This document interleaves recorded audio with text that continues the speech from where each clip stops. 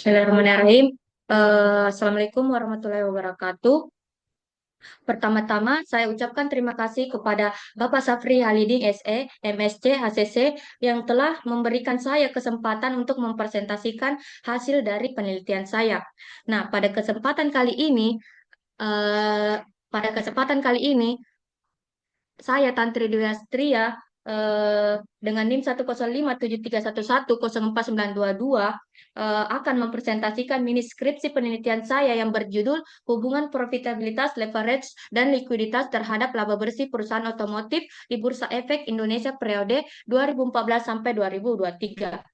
Nah, pada bab 1 latar belakang, industri otomotif mencakup desain pengembangan, produksi, pemasaran, dan penjualan mobil, truk, sepeda motor, dan mobil lainnya.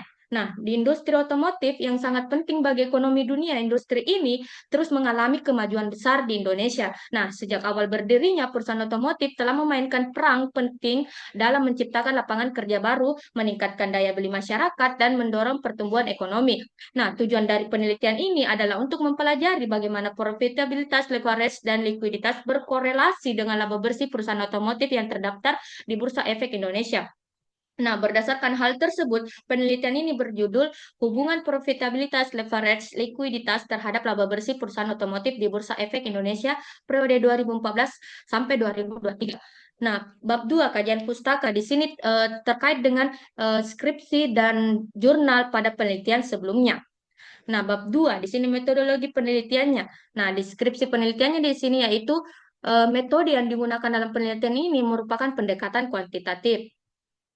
Nah, variabel yang digunakan dalam penelitian ini yaitu variabel independen dan variabel dependen. Nah, independen terdiri dari ROA, ROE, GPM, NPM, DAR, DER, QR, CR. Nah, sementara variabel dependennya yang dianalisis yaitu laba bersih. Nah, penelitian ini menggunakan analisis regresi linear berganda dengan SPSS versi 27. Nah, untuk menerapkan uji asumsi klasik seperti uji normalitas, uji autokorelasi, dan uji heterokedasitas.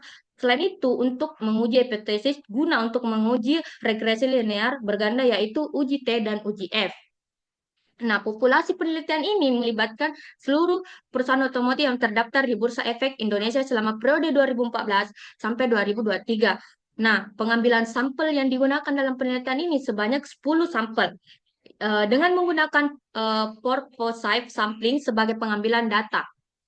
Nah, di sini ada pun tabel daftar perusahaan yang menjadi sampel penelitian, yaitu yang pertama ada PT Astra Internasional Tbk, yang kedua itu PT Pinastika Mustika Tbk, yang ketiga PT Indomobil Sukses Internasional Tbk, yang keempat PT Indokorsa Tbk, yang kelima PT Selamat Sempurna Tbk, yang keenam PT Bintrako Dharma Tbk, yang ketujuh PT Astra Autopers Tbk, yang kedelapan ada PT Multiprima Sejahtera Tbk, yang kedelapan ada PT Gajah Tunggal Tbk, yang ke-10 ada PT Garuda Metaindo Tbk. Nah, untuk rumusan masalahnya ya di sini yaitu ada tiga. Nah, yang pertama yaitu bagaimana hubungan profitabilitas seperti ROA, ROE, GPM, NPM terhadap laba bersih perusahaan otomotif yang terdaftar di Bursa Efek Indonesia. Nah, yang kedua, apa hubungan antara leverage seperti DAR, DER, dan laba bersih perusahaan otomotif di Bursa Efek Indonesia. Nah, yang ketiga, seberapa besar hubungan likuiditas seperti CR, QR terhadap laba bersih perusahaan otomotif di Bursa Efek Indonesia. Nah, adapun tujuan penelitiannya yaitu ada tiga. Yang pertama itu untuk mengetahui hubungan profitabilitas seperti ROA, ROE, GPM, NPM terhadap laba bersih perusahaan otomotif yang terdaftar di Bursa Efek Indonesia. Nah, yang kedua itu mengetahui hubungan antara leverage seperti DAR, DER, dan laba bersih perusahaan otomotif di Bursa Efek Indonesia. Nah, yang ketiga itu untuk mengetahui seberapa besar hubungan likuiditas seperti CR, QR terhadap laba bersih perusahaan otomotif di Bursa Efek Indonesia. Nah, adapun hipotesisnya yaitu ada ROA, ROE, GPM, NPM, DAR, DER, CR, QR, profitabilitas, likuiditas, dan leverage. Nah, yang ke bab 4 di sini yaitu mencakup pada hasil penelitian dan pembahasan. Nah, ada dua pengujian di sini yang saya pakai dalam penelitian ini. Yang pertama itu ada uji asumsi klasik yang terdiri dari uji autokorelasi, uji normalitas, dan uji heterokedasitas. Nah, yang kedua itu ada uji regresi linear berganda yang terdiri dari uji T dan uji F. Nah, kita masuk pada pengujian. eh, nah, di sini uji normalitas residual yang dilakukan dengan metode one sample test untuk menentukan apakah distribusi residual mengikuti distribusi normal atau tidaknya. Nah, terdapat 100 sampel yang digunakan dalam pengujian ini berdasarkan hasil pengujian nilai statistik terbaca di sini 0,159 dengan nilai signifikan yaitu kurang dari 0,01. Nah, hal ini menunjukkan bahwa residual tidak berdistribusi normal. Mengapa? Karena pada tingkat signifikannya itu harus lebih dari 0,05. Nah, untuk yang kedua itu uji autokorelasi. Nah, berdasarkan hasil pengujian ini, nilai Darwin-Watsonnya sebesar 0,722 dengan tingkat signifikan 5%. Nah, nilai kritis Darwin-Watson untuk jumlah sampel 100 dan jumlah variabel independen memakai K sama dengan 8 adalah DL 1,506 dan DU 1,849.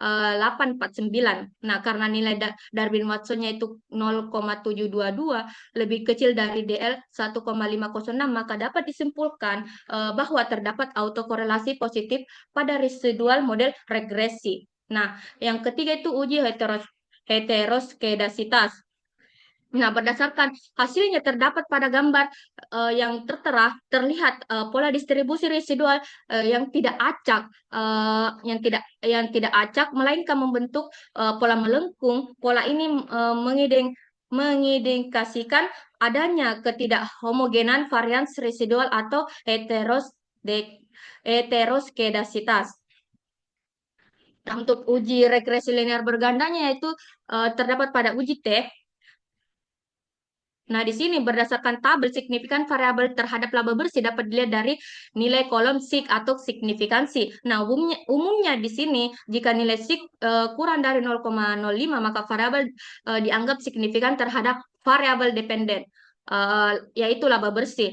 Nah, terdapat pada variabel ROA yaitu mempunyai nilai signifikan itu 0,478 karena nilai signifikan lebih dari 0,05 maka dinyatakan bahwa ROA tidak memiliki signifikan terhadap laba bersih. Nah, yang selanjutnya itu ROE. Terdapat di sini nilai signifikannya 0,366.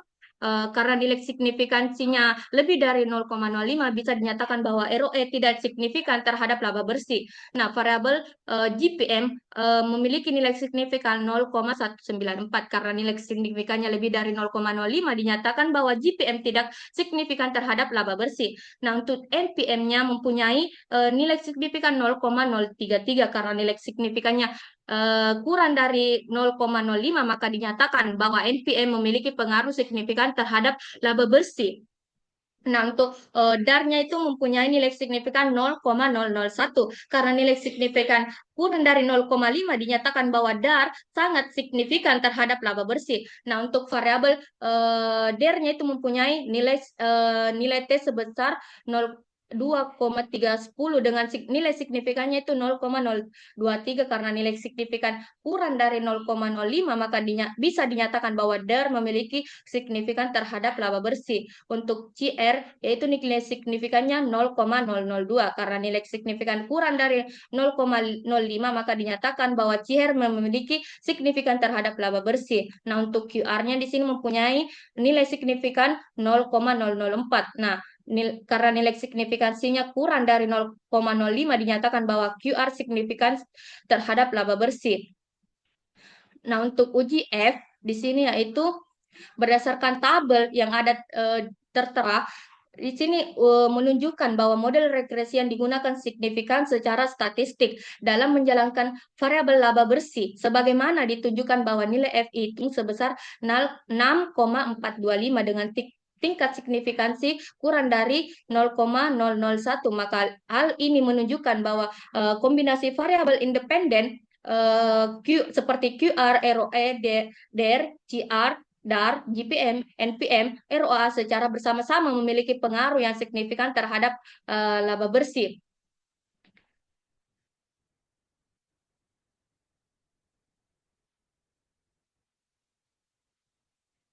Nah, untuk pembahasan eh, penelitian, yaitu di mana profitabilitas dalam laba bersih NPM salah satu variabel profitabilitas yang memiliki hubungan yang positif dan signifikan terhadap laba bersih. Nah, penutup bab 5 yaitu kesimpulan. Nah, berdasarkan hasil penelitian variabel profitabilitas, leverage, dan likuiditas memiliki hubungan signifikan terhadap laba bersih pada perusahaan otomotif yang terdaftar di Bursa Efek Indonesia periode 2014 sampai 2023, baik secara parsial maupun simultan. Secara parsial, NPM, DAR, DER, QR terbukti memiliki hubungan signifikan terhadap laba bersih yang menunjukkan bahwa efisiensi menghasilkan laba dari pendapatan, pengelolaan utang yang tepat, serta pengendalian likuiditas menjadi faktor yang penting dalam membangun kinerja laba perusahaan. Nah, sebaliknya ROA, ROE, GPM tidak menunjukkan hubungan signifikan terhadap laba bersih yang disebabkan oleh efisiensi pengelolaan aset dan ekuitas yang kurang optimal. Adapun sarannya yaitu berdasarkan hasil pembahasan dan kesimpulan yang didapat dalam penelitian ini, maka peneliti menyarankan kepada penelitian selanjutnya dapat menggali lebih dalam faktor lainnya seperti efisiensi operasional atau pengaruh eksternal yang mungkin mempengaruhi hubungan tersebut. Nah, penelitian ini juga dapat diperluas dengan menambah variabel lain seperti inovasi produk atau perubahan regulasi, memperluas periode penelitian untuk menangkap dinamika jangka panjang atau membandingkan hasil antar periode tertentu. Baik, sekian presentasi terkait mini skripsi penelitian saya. Saya ucapkan terima kasih kepada dosen pengampu Bapak Safri Aliding SE MSc ACC yang memberikan saran dan evaluasi untuk membangun mini skripsi penelitian saya. Mohon maaf apabila ada kesalahan kata dalam presentasi saya. Saya tutup presentasi kali ini. Saya ucapkan terima kasih. Assalamualaikum warahmatullahi wabarakatuh.